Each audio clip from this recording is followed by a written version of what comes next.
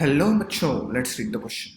On decreasing the distance between the two charges of a dipole, which is perpendicular to electric field, and decreasing the angle between the dipole and electric field, the torque on the dipole, first option, increases, second decreases, third remains same, and fourth cannot be depicted.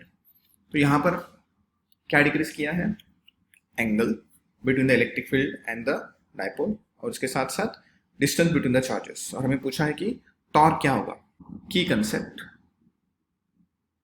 Concept में हम लिखेंगे formula torque का. तो torque का formula हमें पता है P into E sine theta, और P क्या होता है? Electric dipole, that is Q into 2L.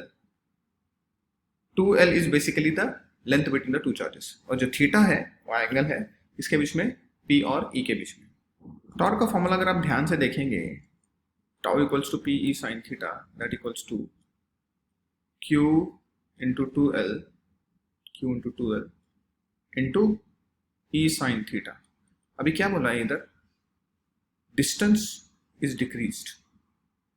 कौन सा डिस्टेंस? 2L.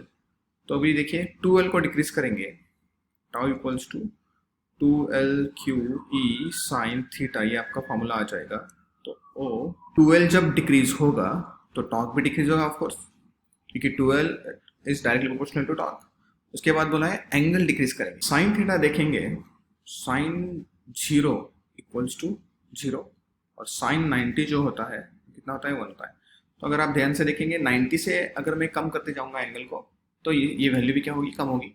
1 से लेके 0 के अप्रोच में, 0 के पास जाएगी. तो इसका मतलब थीटा अगर आप कम करेंगे तो ये पूरे की पूरी वैल्यू क्या होगी? कम होगी, और उसके हिसाब से टॉर्क भी क्या होगा? कम होगा. तो अगर आप 2L भी डिक्रीज करेंगे या फिर साइन थीटा भी डिक्रीज करेंगे तो टॉर्क डिक्रीज होगा. तो इसका सही ऑप्शन आएगा B. Hope you understood it well. All the best.